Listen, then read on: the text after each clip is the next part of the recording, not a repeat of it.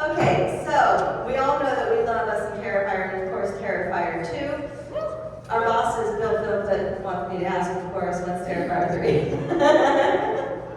Hello, everybody. I am writing Terrifier 3 now.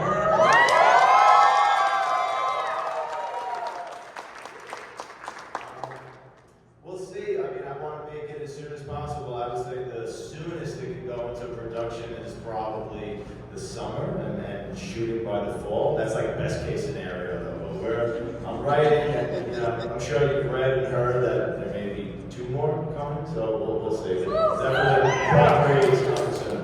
Now, is this one going to, or do we not know, is this one going to be a crowdfunded venture like the other one, or do we have an outside funding?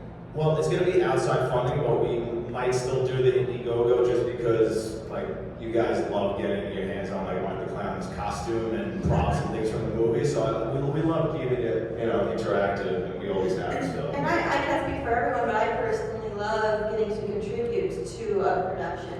Even if it's not as massive as this, what this has become, I really love putting my money behind something I believe in. So I think that is important, and I think that's just really neat for the audience to be a part of it too. Yeah, I agree. Yeah, we would have never been able to make part 2 without you guys and without the Indiegogo campaign, so. Right. It's kind of like, might as well be a tradition and keep going, right? Absolutely. Okay, so my first question for you guys is, I would really love to know, regarding Terrifier 2, if you remember, what is the first scene that you guys shot, both like you guys and then your might be different?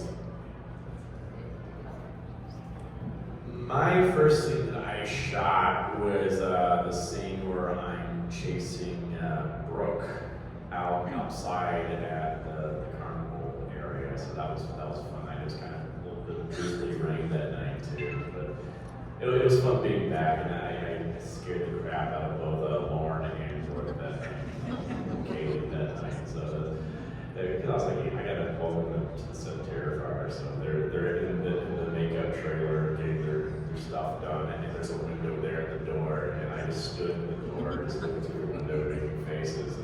They didn't know. I was there for like 5 minutes, just waiting, and finally they turned and see me. Just, I'm like, that was a fun night for me. My first scene that I shot was in the school when I was skipping down the hallway, and then the second one was the possum scene where I was like digging through the guts. I just remember one of the biggest things I remember is just first getting there, and I was watching David get his makeup done, and I didn't know, like, for some reason I thought that he couldn't see me, like he couldn't see me with his makeup on, so I was like staring at him from across the room, like giving him like the weirdest stares, because like I wasn't used to it yet, and I didn't know he could see me, so then he like turned around and was like what are you looking at? So that's what I remember from that first day. I didn't know he could see me, so I was like staring at him the whole time. Do you think you had like blackout contact? Yes, I didn't. Well, the first day was, we were at the carnival, and we were trying to get our wheels going, and I remember, we had all these talks of bringing a gimbal on set, which is sort of like a poor man's Steadicam, and my DP, George, my director of photography, was like, oh, it's going to expedite everything, we're going to be able to move, we're going to get all these great tracking shots and everything, and it couldn't have been the furthest from the truth. I mean, it was technical difficulties from the jump. We were hours behind, and I'm like the calmest, most collected person on set. I was losing my mind. We are never going to finish this fucking movie. This is the First scene. First day, first scene. So that's what I remember from the first day of shooting. And The gimbal was a problem the whole entire day. George kept on insisting that we're going to use this gimbal throughout the whole entire run of the film. Like every time I started, we're like, oh god, no, they can't. We're going to do this. And every time there was always problems with that stupid all the time. Yeah, the camera we wound up using and the lenses, we had a special adapter to get those lenses to work, and the camera wound up being just a little too heavy for the gimbal, so it would malfunction and it would just die like in the middle of the shot. Really weird. Yeah, it would. We got through it. it was scared. You scared it. It's your fault. It was my butt. So, and also, let's talk about what individually. I mean, every screening I've seen, your butt gets cheers when that happens. It does. It did. I saw it opening night. Opening night. You got cheers. Yes. David back. What was the, for each of you guys, because the answer might be different, what is the most challenging scene you had to shoot and why? Okay. Your butt. Maybe art? I think the most challenging scene for me was probably the one in the van where me and Art are driving and I'm like voicing Jonathan. One, because, you know, it was a lot of lines, but two, everyone was trying to make it look like the van was like bumping down the road, but we weren't actually driving. So it was very chaotic because there were like 7 different people outside like shaking the van trying to make it look like it's driving. And we're all trying to do our lines, everyone on the outside like, trying to make it move. So that was the most challenging part. That was challenging. I think probably one of the more challenging scenes for me was probably the scene where I actually had to call in a relief swinger for me. Was when I'm destroying Brooke with the club. Because this thing that he made, the fake chest that I'm trying to beat into this thing, it was just not tearing. Like, and I'm just wait, because this club actually had knives and everything on it. And at one point, like I swung it, and like one of the knives just goes flying off. It flew right between myself and one of our camera operators, and we're like, oh! And it just kept going, and it's just not working. It's not working. I'm getting tired too, because it's maybe 4 o'clock, 5 o'clock in the morning, and I'm spent. And like Mike Levy came in, and you might remember him as the exterminator from the first one where I decapitated him. And he came in and he discovered that you had to hit this thing and like wiggle it around a little bit so it kind of gets in there and then you can tear it. And I was like, oh, but it was. Whatever he made it so good. It was like, this thing is, because that thing had layers to it. This is how good he is with these practical effects. He doesn't just do an outside layer, he adds like muscle and sinew and everything underneath, and then it had all this other gunk inside of it. And that was also kind of challenging that night too, because I had teared into this thing. And I'm glad they weren't running sound, because we had bits of like chicken gizzards and stuff like that in there. We had bones in there and stuff like that. So I'm just sitting there, it's so cold, and the building we're in is so cold too. And I'm just like,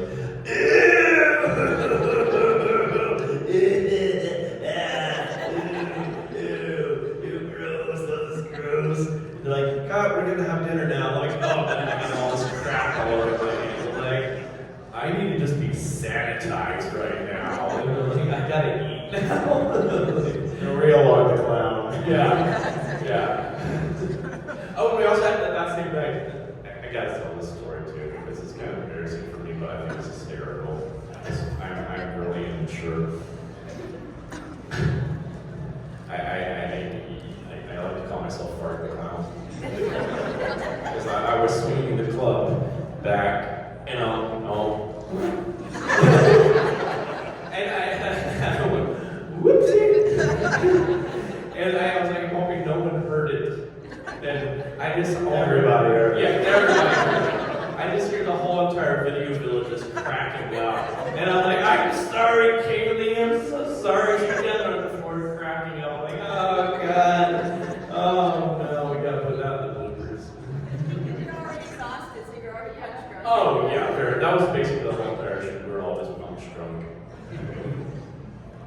I think maybe the alley bedroom kill scene was probably the most difficult. But I mean, the most just brutal for me. My rock bottom was what we were shooting in the Fright Factory, which was the interior of the haunted house at the end where it all takes place. And that's a real haunted house in Philadelphia. And and it's like being inside a cave. And I think we shot that in the winter, so there's no heat, it's freezing, it's filthy, it's so dirty. And we were trying to shoot the entire climax in like 2-3 days, and of course we just went so over, and we wound up spending like weeks down there, and everybody was just so miserable, and there were like 18-hour days. There was one night, I think it was the last 2 nights, I was up for 18 hours, everybody went home, or they went for a couple of hours to either their B&Bs or hotels, and I had to stay and sleep in the Fright Factory. So it's like 5 o'clock in the morning, and call time is like 8:30. So then I have to go into another 18-hour day. So I slept on the floor in the guy's office on an air mattress that was this thick. I fell asleep for 20 minutes, I wake up on the floor, it's deflated, I'm on the floor. And then I leave, go on the couch, this old disgusting couch outside, sleep for like another half an hour, then I'm like, this isn't working. So I go in my car and sleep outside in the car, and then before you know it, the van pulls up in their back, and I have to get up and go right to the next day of shooting. I'll never forget that. It was so miserable. But that's how it was. That was Terrifier 2. There was no sleep. It was just constant work. But it was just cool to be around such an amazing cast and crew that really just kept morale up. One of my favorite moments with him too is like this guy was working all the time. I don't know how he kept his sanity and he kept his cool the whole entire time. I was waiting for him just one day to just hulk out and rage out because he was just so sleep deprived. He would even forget to eat. We would have to tell him, Dave, when was the last time you ate? He's like, I don't remember. You gotta eat. No, I gotta eat. But there was this one time when we were filming the club scene. And I went there just for one night. That's actually a small cameo I have in the movie where I'm not hard. I'm actually way in the background. And there's one little bit you'll see me. I'm just like the devil and stuff like that. But I just want to be there because we had all these Indiegogo backers, and there that night. I just want to hang out with everybody. And it was like the second night of this, and this is like 3 nights in a row they're filming, and no one's having sleep. And at one point, Damien is just curled up in a chair like this, eyes closed, and he's like, okay, roll.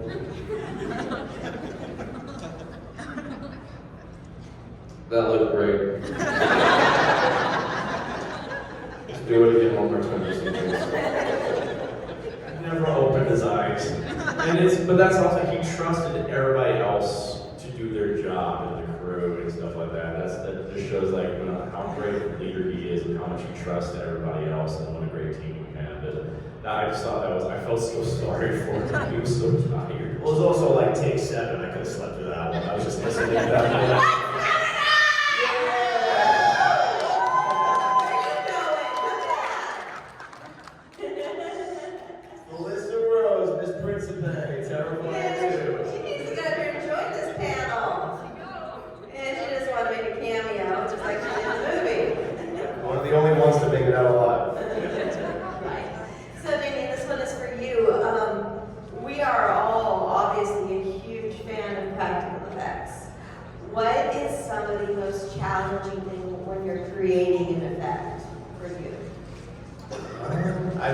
The most challenging effect I ever had to create was the Amelie puppet in part 2 that when the mother comes into the bedroom and then it wakes up on the bed. Because I had to take an entire life cast of Casey Hartnett sitting in that position, which was difficult. And she was getting so cramped. We were sitting kind of like Indian style. And I was like, we always freaking torture people out usually before we start shooting. They all have to come in and get a life cast if there's something horrible is going to happen to everybody. Yeah. So they're like, oh my gosh, it's this bad now. How bad is it going to get? But I got bad for her. She's such a trooper. But so I never built anything that sort of articulated before, and I don't really know how to do animatronics or anything that intense. So, but I knew I could turn it into like a crude rock puppet. So me and my partner, my producer Phil, built it, and we put the entire room was a set. So I had people under the bed, just rods basically going through the bed and into her leg. They could just kind of move her leg up and down, or move her arm. And then I had rubber gloves in her chest that my cameraman, we didn't have enough people to operate. So people would roll the camera, the whole crew had to go and operate his body. So he's blowing into her chest, making it breathe, and then someone's behind the wall, just making her head kind of move with with the stick. So that was cool to see that come to life. And then, so like, I do like visual effects when they're done properly, and you can marry the two. Sparingly, yeah, and like the way Guillermo del Toro uses them, like beautifully he marries them. So like something cool we did, for instance, when she wakes up, and then all of a sudden you see her eyeball open up. So we basically, you know, locked off the camera, we had the dummy there, then we moved the dummy and have Casey go in, and we mapped it out with a tracing vehicle on the monitor, and we lined her up exactly where her dummy was, and then we just have her there opening her eyes and blinking and stuff, and then we can digitally put her eyeball onto the dummy, and it's the exact lighting, it's the exact distance, so you gotta manipulate it a little bit, but it works beautifully. We did that a couple of times. See, I feel like an idiot right now, and that just shows you how amazing he is. I thought that was her face. Like, I thought she was in the bed. Just facially. Yeah. Obviously, this was not real, but I thought that she was actually there. I thought that was her head. Oh, I really did. Very common. Yeah, even you too. Things we learned today. Even and then the close-up is a different dummy head when she says "mom," and we did the same trick. So that's a dummy head with just like a very crude kind of like spring and a wire, just to have the mouth go like that. I always thought that was a person. Wow. Okay, mind blown. I'm done. Okay, do we have any audience questions? Right in front. For David and Amelie, when you guys read the Terrifier 2 script for the first time, were you guys like shocked at it, or were you kind of expecting it? Like anything in the script that you were just kind of like, whoa, or was it kind of what you expected? I didn't even really read the script. I just went into it blindly. I just kind of did what Damien told me to do, and I watched David from the sidelines, and that's kind of all I did. But yeah, I was really shocked of like how intense Damien wanted this character to be. But yeah. Yeah, I didn't know about that until the premiere. The day I had no clue about the pig or whatever that was until I was sitting in the theater. That's an insert we got months later with the dog. My A lot of inserts are like playing with awesome cuts with somebody else, but then months later, like really gory inserts and things like that. Yeah. Wait, but so what was so? If I didn't give you a script, I didn't give most people, if I did give them the script, I only gave them up to a certain page, and nobody knew what the ending was, except maybe Dave and Lauren. But so when you saw the movie for the first time, what really shocked you the most? Or was there anything you had no idea was going to be in the movie when you saw it, and you were just totally shocked? The ending. I thought that Art was going to kill everybody. I did not know that the ending was going to be how it was. That kind of shocked me, but I was rooting for it the whole time. You rooted for Sienna? Yeah.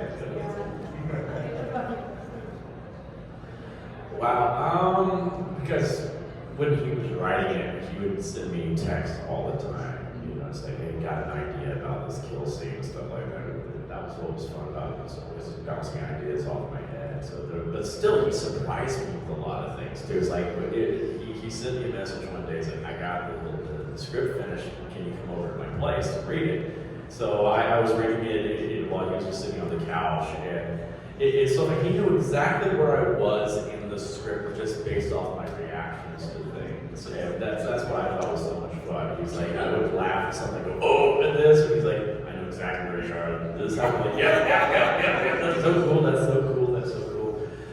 But you know, so I knew about a lot of the kill scenes and stuff like that in the story. But I think what I was really impressed with more was how he really fleshed out the characters in this more than like part one, especially with Sienna and her family. I love that whole dynamic between Sienna and Jonathan, especially, and also with Barbara as well, because I love the character of Barbara a lot, because I know a lot of people, she gets a lot of hate. You know, it's like, "Oh gosh, she's such a bitch," and all that kind of stuff.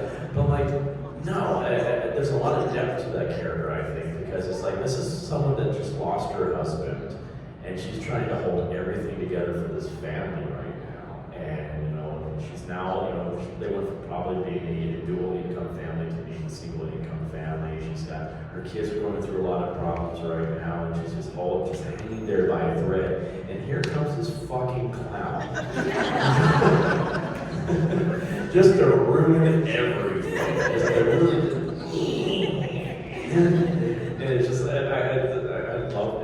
that whole dynamic with that family, especially that moment where Sienna's at the club and she and Barbara just had that nice little moment, I love you, Mom type of moment. I love that moment.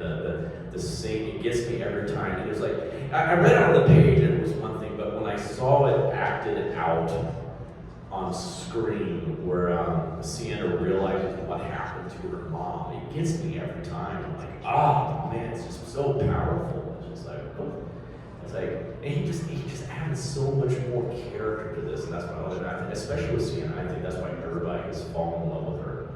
And it's like, it's such a badass character, and we found just the perfect actress for it. And it's like, I mean, I don't think there was any question in anybody's mind when Lauren came in and auditioned for that role. It's like, she was perfect for it. There was never a runner-up, just like there was never a runner-up for these two either. You knew as soon as they came in, as soon as Dave came into the audition, I mean, he was the guy. And same with Amelie. I just said, I loved we just saw your resume. I don't even know if I saw a reel. And I just contacted your mom, and I was like, can you tell her to like make funny, creepy faces in the mirror or something? I didn't send that today. I'm like, she's gonna be great. But what I wanted to say before, when you were talking about the scene when you were in the car and you're using Jonathan's voice, because I've never seen her act dialogue before. It was all just making faces.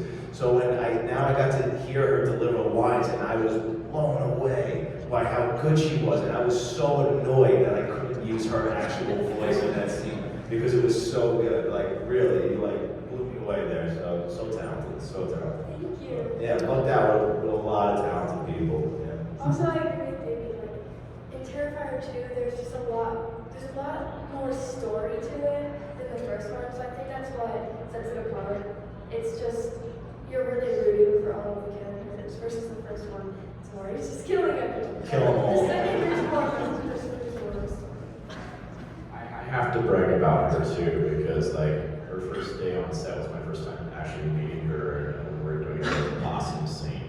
And there's so much more stuff that we did with that possum than what y'all have seen too. It's like, we were doing a whole comedy routine, like 5-6 minute line. It's like he was smart to edit it, because it would just been Jonathan just standing there forever, just going. Like doing puppetry and like playing fetch with them and stuff. And it was because, you know, we never interacted before, and she just naturally just started playing with all this. It was like we just had just natural rapport with each other, and we had so much fun. It was just purely organic between this. I'm not used to like child actors being just so willing just to go full throttle with things, and because I used to I'm a former teacher, and I used to teach a skits and drama club at the camp I used to work at, and when I would do work with children, I usually had to coach them through things and direct them, like, hey, do this here, do this here. You didn't have to do any of that with her. She just naturally just started doing things right away, and I was like, this kid's good. I pulled Damien aside. I was like, oh my God, dude, we lucked out with her. She's just naturally gifted with this. She just has great instincts and knows how to just go with it. And it's like, keep it up. Just keep it up. I wouldn't have done that without you guys. Like, if I didn't feel like I was able to do that, you guys were the ones that made me feel comfortable doing that. Yeah. Because it's just such a fun cast. You guys are all so, like, happy going. Yeah. I couldn't have done that. Yeah, piggybacking off of that, one of the things I really was most impressed with when I saw it, because I didn't actually, when I know I'm going to see a movie, I don't watch trailers at all. I want to go in blind. I want to experience everything for the first time. I don't want any hits. If I'm not sure if I'm going to see it, then I'll watch a trailer and decide. But, so I didn't watch the Terrifier trailer when it dropped and everyone was freaking out. I didn't watch anything. I didn't read anything. I didn't do nothing, okay? So I went in blind. And the acting, all of the acting, all the career actors in this one were phenomenal. Everybody. I was very impressed with that. That's one of the things, aside from obviously the effects, that I was most impressed with was the quality of the acting. So, yeah, you did well on that. How was casting the rest of your characters? Was it easy? Did you struggle? Did you have to like really look for certain characters before you found your magic? Yeah, we did. It was really me and my buddy co-producer Jason Levy of Plus One Lens. He did the casting with me, and we would just do it was all online, like Actors Access, things like that. And we just get tons of submissions. We'd sift through everything and watch reels and stuff. But yeah, I mean, I'm trying to think. Like I said, there was never a runner-up for Lauren, and she just, the fact that she was a martial artist and she's just so gifted, just so natural and charismatic. I couldn't wait to have her, meet her in person. We had her do a chemistry read with Elliot and Casey. But Kate, yeah, martial arts, kickboxing, all that. Like Kaylee, for instance, who plays Brooke, as soon as we saw her reel, I mean, just on another level, just natural raw talent. And I remember her audition, it was the scene where she first, in the schoolyard, where she first pops up and she's telling about Monica Brown being attacked. And in her audition, her self-tape, she's like eating the cookie while she's doing it. I'm like, ooh, wow, that's just a really good touch. But yeah, we really just lucked out. There were just so many good performances in this one. I was so proud of it. I knew it was going to elevate the material big time. That's all it's a gift for a writer, director. That's all you can hope for. Yeah. Any other audience questions? Right there. So I read that the fourth movie may bring about the end of art. Is that true? Should we begin mourning now? Prepare ourselves. Doesn't necessarily mean the end of art, but I don't want to fall into I don't want to call it a trap, but I mean where there's just really nothing creative left for me to say, and I'm just spinning my wheels, and I'm just trying to come up with just new ways to kill people, and that's it, really, an excuse to just have art, which I'm sure many of you would just love to just see art kill people for the next 20 years. But who's to say? I mean, the story I have in my mind and all the ideas, I want to put art in a few really cool scenarios and situations. So I think that 2 movies is really all I might have left in me with his character. But we'll see. You never know. I have so much fun exploring that character, and now Sienna and Little Pale Girl. I mean, there's so many cool things. Now Victoria, where she ends up at the end of part 2, is going to be really interesting moving forward. So it's going to be cool. Yeah, I'm excited. When creating the characters in your head, what made you decide to go with silence? Alex, I didn't have to write any dialogue. Which great job, because I see so much emotion, no words. Well, there's a couple of things. I think it's creepier. I wanted to stay as far away from Pennywise as possible. But when I gravitated more, not that I don't love Freddy Krueger, I'm obsessed with Freddy, one of my favorite characters. But I always thought, Michael Myers, the fact that he didn't speak was always a little creepier, because just that you cut off that communication sort of makes them more animal, and you feel like you can't really rationalize or reason with them at all. So I like having that element. But yeah, like I said, just staying away from Pennywise, and it allows him to be so much more expressive and interesting, and everything art would say based on his mannerisms and his facial expressions, and the audience sort of fills in the dialogue for themselves. So I think that's more interesting, but certainly creepier. Well, it's not a question, it's more of a statement. Well, I guess a question. What made you decide to do the potato smashing in the face scene? Everything else was just wow, but that part was just like the cherry on top. I didn't think, I get so many people come up and they're like, mashed potatoes. After Terrifier, well, the first one where Art does the sort of cat lady skin Buffalo Bill thing, right? I love challenging myself and putting Art in different sort of costumes or looks or whatever I can do. So I wanted to have him. In that what would you call it? Apron. I want to want to see him in the apron, kind of like a little homage to Texas Chainsaw Massacre when Leatherface is like preparing dinner when the brothers come home. So yeah, I just thought that would be cool. Everything with art is just pushing it more and more, just like more sadistic. So I mean, having him come out and just serve the mashed potatoes is one thing, but then he has to go that extra mile. So I was like, just slam him into her face. It's just typical on the clown.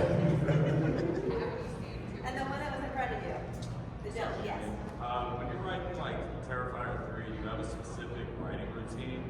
And has it evolved, would you say, like since Terrifier 1?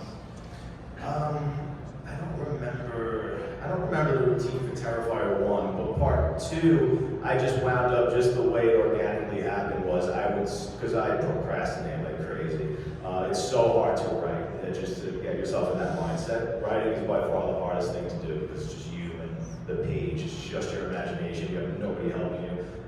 So by the time I would get going, it would be like 6:30 at night, and I would write till about 5 o'clock in the morning, and then I would go to bed and wake up around 3 in the afternoon, 4 in the afternoon. It was a horrible, absolutely horrible routine and lifestyle, and I was like that for about 2-3 months, because that was the first time in my life I actually got to focus solely on a script and I didn't have to, work a 9-to-5 job. Like that was my job, was writing a script. So I'm gonna try not to fall into that routine again. But maybe that's the way to do it, just living in darkness for 3 months, and maybe that's how some of that shit went to mind. Anyone else? Right there. What were your favorite kill scenes to shoot? Definitely, I don't know, like to shoot, they're all pretty grueling. But I think I'm the most proud of Allie's kill scene and the hacksaw scene still. Yeah. But both very intense. Intensity, I mean, the hacksaw scene was much easier. It was only 2 days, 1 day with Catherine, but that was super intense. And we had to be on our game because she was upside. I mean, everything you see is really happening to her. She's really hanging by her ankles upside down. And that was, how do you prepare yourself for that? It's not like, we know how to do this, we know what this is going to be like. I mean, like, you're doing it for the first time on set. And so that was intense. So it was just 1 day with Catherine, and then the next day was just Dave with the dummy, getting all the inserts that we're going through. So that was pretty easy, but the alley kill scene in part 2 was really intense. So we started shooting it before the pandemic, like 2 days worth, and I didn't have any of the effects prepared or anything, so it was not coming out good. And I was like, no one's gonna think this is anywhere even close to the hacksaw scene. I was like, we're gonna have to come back and tweak this. And then we got hit with the pandemic and lockdown. I said, now I have all this time to really reconfigure this and take all the time I need to, not perfect, but do the best I could to, make those effects look good. And then we went back when we finally were able to, and we shot for an additional 5 days just murdering poor Casey Hardy for like 5 to 14-hour days. So it was really intense. Of course, it was the winter, freezing. It was a set built in a barn in upstate New York. So it had like a wood-burning stove in it that did nothing because it just it went right out of the roof. And then we had space heaters in the room, but we could only keep them on in between takes because it would ruin the sound. They're so loud. So she was covered head to toe, almost naked. I mean, prosthetics everywhere, covered in blood. She was sticking to the rug. I was following her around the room with a spray bottle, and I had to just spray her joints. Like literally, like what they would do exactly what they would do to Sissy's basically carry, just follow her around with a spray bottle. It was intense. It was really because you don't realize just the scalping scene alone when he does that. That was like 5 hours just to get that on, just to put the makeup on her, and then it's like an entire day just doing that effect. And it goes wrong, you got to do it again. So it's just one whole day dedicated to 30 seconds of film, maybe less. So yeah, 5 days to do that whole scene. But it was worth it. Yeah, I like that one, but I also really enjoyed doing the Clown Cafe scene. That was a lot of fun. For multiple reasons. I mean, for one, I got to fire a Tommy gun and a flamethrower in the same day, and I was just a giddy little boy on set that day, and I'm like, ooh, Damien didn't even get to play with those. I think he was jealous too. And anytime they're like, we gotta do another take, I'm like, yeah! No, remember the Tommy gun never fired? Oh yeah, it kept on like, They would only fire one bullet at a yeah, it time. would be like, pop. I'm like, I was getting so excited, and it goes, pop. I'm like, ah! And we finally got it working, it was, we didn't have a rust moment, thank God. But that was just a lot of fun to do that. It's a very weird thing to actually set a human being on fire, too, because our wonderful stunt actress, Jenna, that played both the stunt double for Aaliyah there, but also for Lauren when she falls through the art pushes her and she falls through down into the pit. She literally plummeted, like, God, how many 30 something feet, yeah, into all these boxes, and I was like, wow, she was awesome. But I mean, I was, they told me to do whoosh whoosh on her, like, because they one on the front, one on the back, and she went up like that, just with one whoosh, like, okay, that's enough, and I'm like, okay, that's going now. And it's one thing to hear, but to actually see yourself like a human being on fire, and they just go whoosh, like, and I have to just keep cool. Part of me's going, holy shit! And I'm like, oh my God, at the same time. It's a very strange moment. But also, that was a fun week because it was literally right before we went to shut down in New York for the pandemic.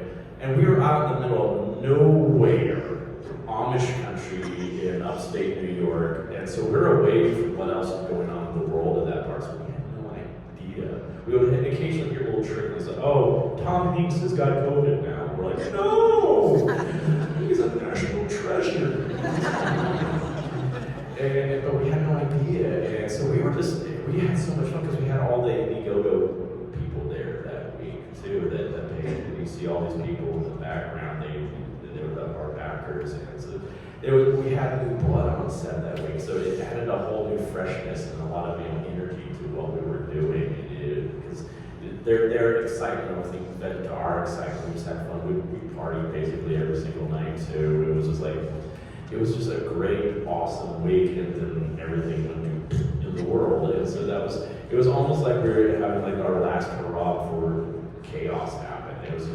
That was probably my favorite week on set. And that was also a week where during the whole build up to all this, we were like, this is such a technical scene that we're doing here. We have so many, special effects going on, pyrotechnics, all this stuff, all this kind of craziness. Is like, oh my God, it's gonna be hard to do. Everything's gonna go wrong. And that's like the one week everything went right, and it just flowed so smoothly. It was a perfect week, I would say, for us.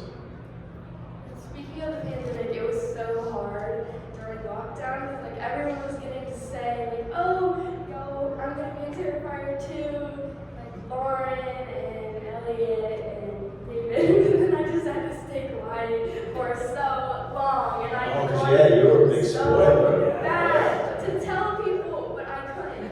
And then it just made it worse that we had to it was delayed even more because of the pandemic, but I kept my mouth shut, and I'm glad I did, because I kept surprised. Yes. I know we have more. Considering All Hallows Eve, are you mind blown by the progression of it all? Yes. Yeah, I mean, you look at it now, it seems like Terrifier is sort of an overnight success just because of how Part 2 blew up, but it's been a really long road. So the first short film with Art the Clown was 2005, and then Terrifier short film was maybe like 4 years later, and then that was put into All Hallows Eve, and then I had to struggle and find someone to give me money to make Terrifier. So yeah, it's just a lot of stepping stones and hurdles in order to get to where we are. So always believed in the character, always knew there was something there. I mean, when I first created him, it wasn't like there was this light bulb moment where I first created him and I was like, oh, like there's Art the Clown. I just thought, this is a really cool looking, creepy clown, like wow. And then when people saw that, they just kept saying, that clown at the beginning of your short film is crazy. Like, he looks so cool, he's so creepy. We need to make more things with him. And I was like, all right. And then a couple of years later, I made Terrifier, this short film, and that's when I sort of had that realization, like, ooh, there really is something cool here. Like, it's when I turned him into a slasher and really started developing a sense of humor, and like that black sense of humor. And then, you bring in Dave, and then Dave brought Art the Clown, because, he didn't play him originally, but then when Dave took over the role for Terrifier the movie, just brought it to a whole nother level, and all these skills and the talent that he brought to it, just really magical. And so we always knew there was something there, and every time we made something, you know, the fan base would grow a little more. So, I mean, but we were never, none of us were prepared for what it did in the theaters, honestly, because we didn't even have any expectations of it going in the theaters at all. We thought it would play maybe a few Alamo draft houses for a weekend, sprinkled across the country. And you know, kudos to the Cinedigm and Bloody Disgusting. They were really pushing, advocating, you know, it should go in the theaters. It's and 400, 500 theaters, and just kept growing and growing. I'm like, really? There's AMC's and Regals and for a whole weekend? And then one weekend, and then sure enough, by Saturday night, you know, on Twitter, you know, I'm seeing my friend puked in the theater. Someone passed out and you know, smacked their head in the back of my chair. I'm seeing all these tweets. I'm like, is this really happening? And then that was it. I mean, by that Monday, it's like it's on the news and morning talk shows, and Howard Stern's talking about it, and Stephen King's tweeting about us, and it was just off to the races, and they just had to scramble to keep it in theaters because the demand was so high. And then, you know, the next weekend, they got it back in the theaters, but they couldn't get it into as many screens. But it wound up making more money than it did the week prior. And it was like, oh wow, this is like so little bit of a phenomenon here. And it just kept growing. So none of us, that was a really exciting 2 weeks for all of us. We were just calling each other and like just scrolling through, you know, online. And did you see this? Sending each other, you know, news feeds, and it was really exciting. That was cool. So, but again, we always believed in the character and the potential, but that was cool. That was a surprise. Yes. Hi, Damien, I know you submitted Terrifier 2 for the Academy Awards. Can you believe we didn't win an Oscar? But I know that there's a lot of talk about, you know, horror not getting recognized. What do you think, like, what steps do you think it's going to take to finally recognize, for one, your genius, and just horror in general? Well, I don't know. I think that's sometimes. I mean, horror does get recognized sometimes. It's like Silence of the Lambs, you know, sweeps the Oscars when it came out. The Exorcist was nominated. You know, great horror movies get nominated, but I think you know, your slashers and more violent horror movies, things like that. I think those effects in particular get overlooked because they're just so visceral, and it's just more of a shock value, and everyone's like, oh, that's gross, but you don't think of the artistry that goes into something like that. That's so spectacular. Like when you see like a company like K&B doing the Hostel movies and things like that, I mean, they're stunning. You have your world-class artists and making effects doing that stuff. It takes a lot of skill to make it look that realistic and be that impactful. So I would like to see more credit going toward them for that sort of work. But I mean, you know, there's respect for horror out there, especially within the community. As long as we understand and we realize how amazing it is, who needs it? They had to watch it, so. Thank you. Can we expect a showdown between Art the Clown and Chris Jericho in part 3? Ooh. Gotta bring Jericho back. Yeah, sure. I think it's safe to say we're gonna see because I want part 3 to pick up exactly where part 2 left off. So we'll probably see Jericho. So Art the Clown made the list.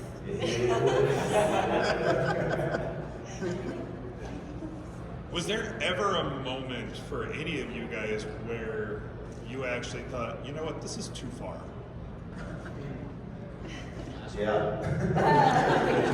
A couple of times. It happens a lot when I'm writing it because I'll just think of how far can I possibly go with this, and I'm trying to think of a particular. I know one with your balloon animal.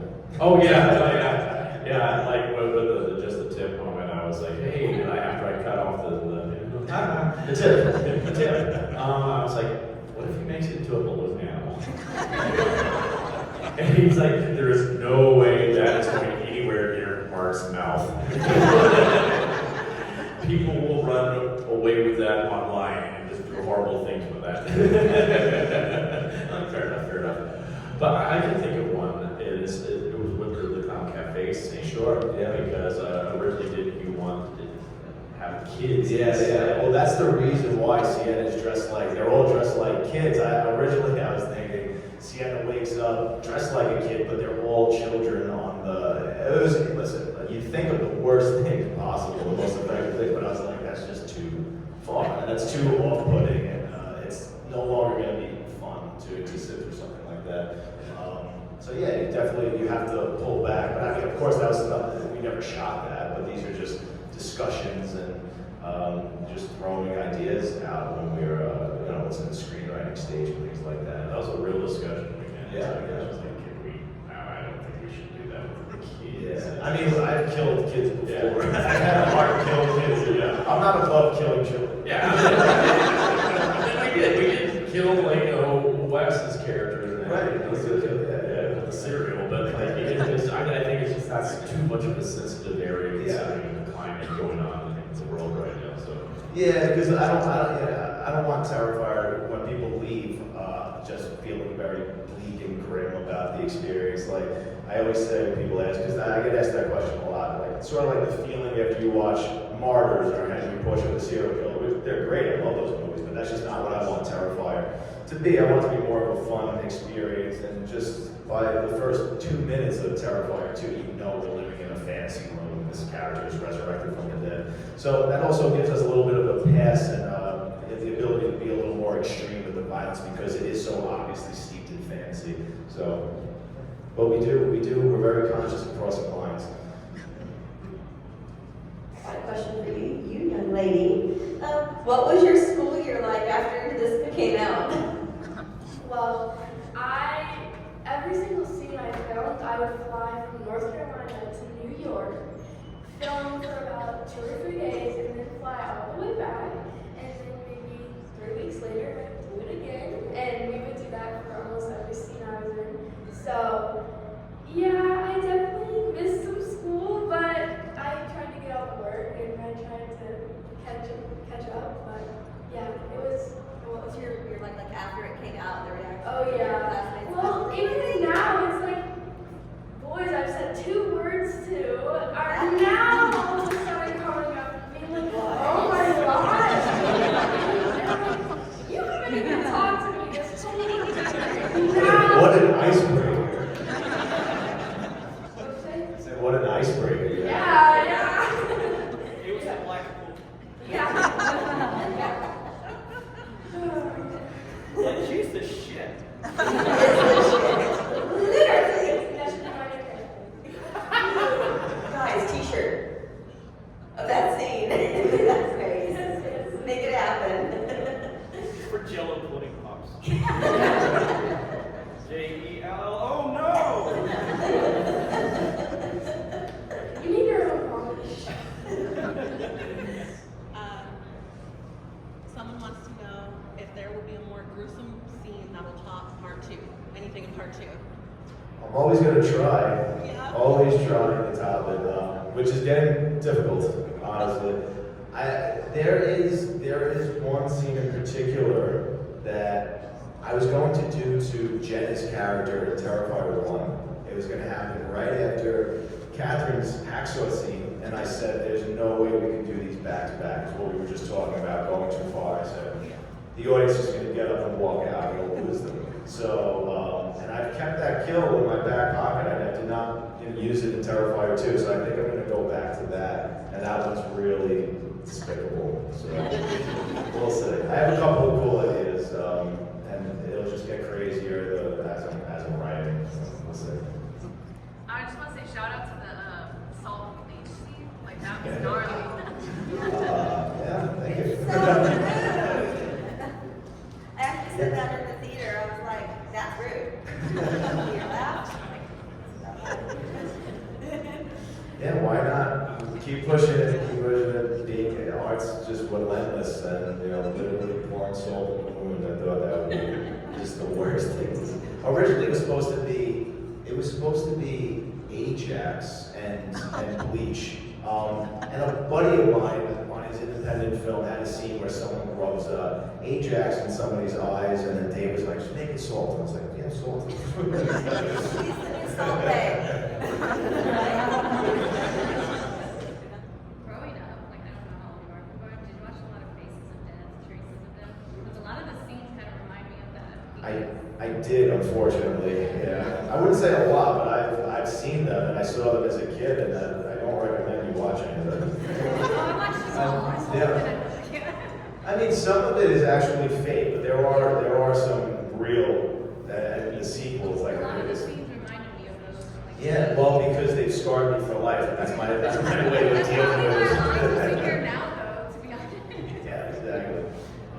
Yeah, it shocks people when I tell them that I'm not interested. I'm not into like real gore. I don't like looking at real like surgical videos of surgeries and things like that. I'm not really into it, but sometimes for research, I'll dip my toes in. Like for the alley scene, that was a picture of Jack the Ripper's victim that inspired that film, an actual photograph. So it happens, but it's really not my thing. Whose idea was it to film the nude scene? Oh, mine. I try to get naked in every movie. That's a good story, though. Yeah, that was a very interesting night. Yeah. I'm glad you could left by that part, because that's one thing I was like, I am not going to be in any state of like undress like that. Like when we're doing our little pancake, I was making sure I was wearing pants and stuff like that. I was like, I don't feel right, you know. But it was so cold in there. It was so cold. Because they couldn't have the heater going because of sound. And I was just standing next to the lights the whole entire time trying to stay warm, or our costumer Olga would come and just give me a cup of hot water just so I could hold it just to stay warm, because I'm covered from head to toe in fake blood. And then I also had to put on a wet costume and walk outside in a wet costume in cold New Jersey weather. But what was so funny is like there's that take of me walking into the laundromat covered in blood, and I had to go across the street and walk in, and by this time we're racing the sun, and people were starting to go to work, and so cars were passing by, Well, we saved the nude shot for the last shot of the night. Yeah. That's when traffic really started picking up. Yeah, that's when everybody's. But let's preface that. So people, I was walking across, covered in blood, and we do the nude shot, and oh boy, we did it in one take. Thank God. Because also I had to wear a night. And we're doing the shot, and I know someone saw me outside because I hear I'm like, oh no, there's something that made me jump, and then my sock fell off. I'm like, oh no! And then Dave was like, we got it. I'm like, oh thank God. And then we had like another shot, pickup shot to get or something like that. So I'm just sitting there with a newspaper just covering me up because I'm just sitting, because I was just too sticky to put anything else on. And all of a sudden, I see some lights coming. Woo! And I'm like, oh, not again. This just happened in the first film. The cops showed up. And I'm like, oh no. And Damien's over here touching up a makeup when this is going on. He's like, Dave, let's go fuck with the cops. I'm like, no! No! Do you see me right now? I don't want to die. And we gotta raise the sun. So that's what I was trying to say. So we gotta raise the sun. I'm not gonna do this. And of course it has to be a female cop that comes into it. No. And she comes in, she's like, so, sorry, we got a report there was a clown covered in blood coming in here. And at this point, everybody's standing in front of me because like, let's don't let her see you. And I just kind of poke out behind her like, hi, it was me. And she's like, looks at me, it's like, oh, yes. I see why we were called.